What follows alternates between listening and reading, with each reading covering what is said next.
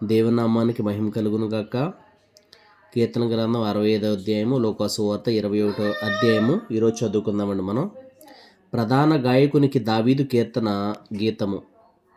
దేవా, సియోనులో మౌనముగా నుండుట నీకు స్తుతి చెల్లించుటే, నీకు మ్రొక్కుబడి చెల్లింపవలసి ఉన్నది. ప్రార్థన ఆలకించువాడా, సర్వశరీరులు నీ యొద్దకు వచ్చెదరు. నా మీద మోపబడిన దోషములు భరింపజాలనివి.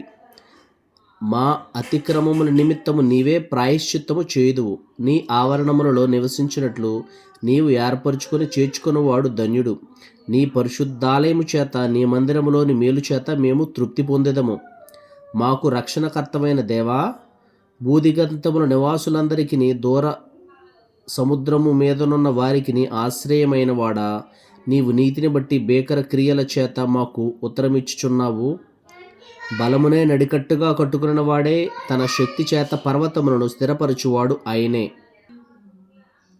ఆయనే సముద్రముల ఘోషను, వాటి తరంగముల ఘోషను అణచువాడు. జనముల అల్లరిని చల్లార్చువాడు. నీ సూచక క్రియలను చూచి దిగంత నివాసులను భయపడుదురు. ఉదయ సాయంత్రముల ఉత్పత్తులను నీవు సంతోషభరితములుగా చేయుచున్నావు. నీవు భూమిని దర్శించి దాన్ని తడుపుచున్నావు. దానికి మహదైశ్వర్యము కలుగజేయుచున్నావు. దేవుని నది నీళ్లతో నిండి ఉన్నది. నీవు భూమిని అట్లు సిద్ధపరిచిన తరువాత వారికి ధాన్యము దయచేయుచున్నావు. దాని దుక్కులను విస్తారమైన నీళ్లతో తడిపి, దాని గనిమెలను చదును చేయుచున్నావు. వానజలుల చేత దానిని పదును చేయుచున్నావు. అది మొలకెత్తగా నీవు దాన్ని ఆశీర్వదించుచున్నావు. సంవత్సరమును నీ దయా కిరీటము ధరింపచేసి ఉన్నావు. నీ జాడలు సారము వెదజల్లుచున్నవి. అడవి బీడులు సారము చిలకరించుచున్నవి. కొండలు ఆనందమును నడికట్టుగా ధరించుకొని ఉన్నవి. పచ్చిక పట్లు మందలను వస్త్రము వలె ధరించి ఉన్నవి. లోయలు సస్యములతో కప్పబడి ఉన్నవి. అవన్నీయు సంతోషధ్వని చేయుచున్నవి, అన్నీయు గానము చేయుచున్నవి. ఆమెన్. లూకాసు వార్త 21వ అధ్యాయం చదువుతున్నానండి, శ్రద్ధగా విందాం. కానుక పెట్టెలో తమ కానుకలను వేయుచున్న ధనవంతులను ఆయన పారజూచెను. ఒక బీద విధవరాలు 2 కాసులు అందులో వేయుచుండగా చూచి, ఈ బీద విధవరాలు అందరికంటే ఎక్కువ వేసినని మీతో నిజముగా చెప్పుచున్నాను. వారందరూ తమకు కలిగిన సమృద్ధిలో నుండి కానుకలు వేసిరి గాని, ఈమె తన లేమిలో తనకు కలిగిన జీవనమంతయు వేసినని వారితో చెప్పెను.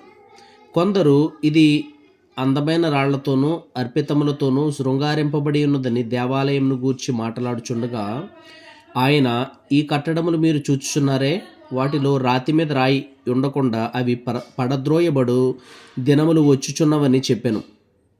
అప్పుడు వారు, బోధకుడా, అలాగైతే ఇవి ఎప్పుడు జరుగును? ఇవి జరగబోనని సూచన ఏమని ఆయన అడుగగా ఆయన, మీరు మోసపోకుండా చూచుకొనడి.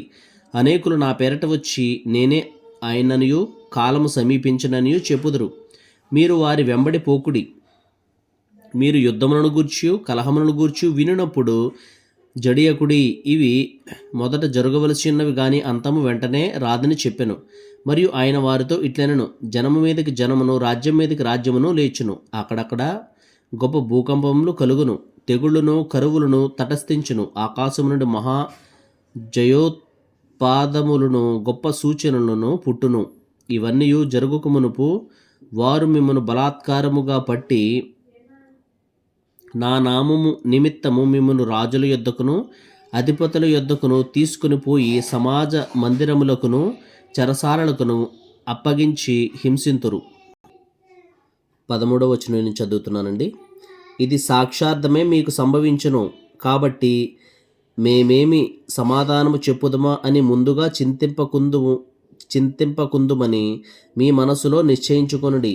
మీ విరోధులందరూ ఎదురాడుటకును కాదనుటకును వీలు కాని వాక్కును జ్ఞానమును నేను మీకు అనుగ్రహింతును. తల్లిదండ్రుల చేతను, సహోదరుల చేతను, బంధువుల చేతను, స్నేహితుల చేతను మీరు అప్పగింపబడుదురు. వారు మీలో కొందరిని చంపింతురు.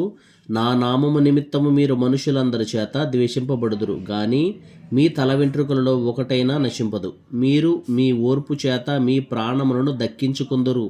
యెరూషలేము దండ్ల చేత చుట్టబడుట మీరు చూచునప్పుడు దాని నాశనము సమీపమై ఉన్నదని తెలుసుకొనుడి. అప్పుడు యోదయలో ఉండువారు కొండలకు పారిపోవలను, దాని మధ్య నుండివారు వెలుపలికి పోవలను. పల్లెటూళ్లలోని వారు దానిలో ప్రవేశింపకూడదు. లేఖనములలో వ్రాయబడినవనియు నెరవేరుటకే అవి ప్రతిదండన దినములు. ఆ దినములలో గర్భిణులకును పాలిచ్చువారికిని శ్రమ, భూమి మీద మిక్కిలి ఇబ్బందియు ఈ ప్రజల మీద కోపమును వచ్చును. వారు కత్తివాత కూలుదురు. చెరపట్టబడిన వారే సమస్తమైన అన్య జనముల మధ్యకు పోవుదురు. అన్యజనముల కాలమును సంపూర్ణమగు వరకు యెరూషలేము అన్యజనముల చేత త్రొక్కబడును. మరియు సూర్యచంద్ర నక్షత్రములలో సూచనలను భూమి మీద సముద్ర తరంగముల ఘోష వలన కలవరపడిన జనములకు శ్రమయు కలుగును. ఆకాశమందుల శక్తులు కదిలింపబడును గనుక లోకము మీదకి రాబోచున్న వాటి విషయమై భయం కలిగి మనుష్యులు ఎదురుచూచుచు ధైర్యము చెడి కూలుదురు. అప్పుడు మనుష్య కుమారుడు ప్రభావముతోనూ మహామహిమతోనూ మేఘారూఢుడై వచ్చుట చూతురు. ఇవి జరుగునారంభించినప్పుడు మీరు ధైర్యం తెచ్చుకొని మీ తలలెత్తుకొనుడి, మీ విడుదల సమీపమగుచున్నదనెను. 29వ వచనమండి.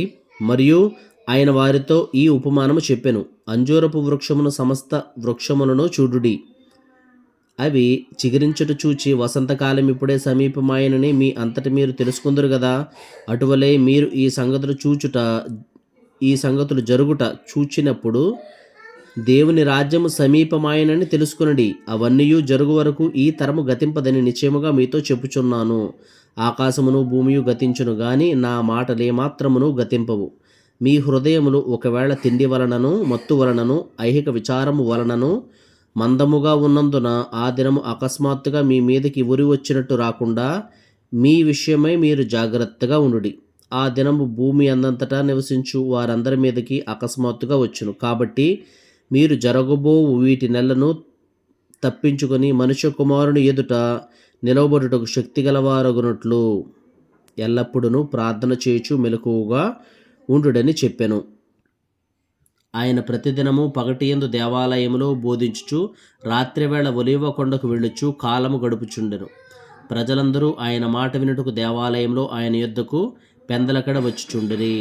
ఆమెన్. ఈ యొక్క లోకాసువార్త 21వ అధ్యాయంలోను ప్రాముఖ్యమైన మాటలు దేవుని రాకడ గురించి మరి రాయబడి ఉన్నది. ఆ యొక్క సంకేతాలు మరి ఇవ్వబడ్డాయి.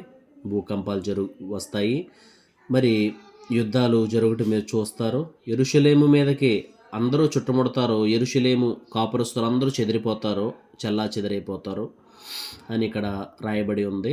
మరి అప్పుడు అంతం వస్తుంది. మనుష్య కుమారుడు మేఘారూఢుడై ఆయన తన దూతలతో పాటు వస్తాడని మరి ఇక్కడ రాయబడి ఉన్నది. కాబట్టి మనం ఏం చేయాలంటే కనుక చాలా జాగ్రత్త పడాలి. ఎందుకంటే కనుక నేటి కాల పరిస్థితులు యుద్ధం జరుగుతుంది. మరి ఇస్రాయేల్ దేశానికి గల్ఫ్ దేశాలకు మరి యుద్ధం జరుగుతున్నాయి. చుట్టుపక్కల ఉన్న గల్ఫ్ దేశాలన్నీ మరి ముట్టడిస్తాయి యెరూషలేముని, ఇస్రాయేల్ని. వాళ్ళందరూ మరి పారిపోతారు అక్కడి నుంచి. దేవుడు అక్కడ మరి సమీపంగా ఉంది. మనందరం మరి జాగ్రత్త పడాలి. దానికి మనం జాగ్రత్త పడాలంటే కనుక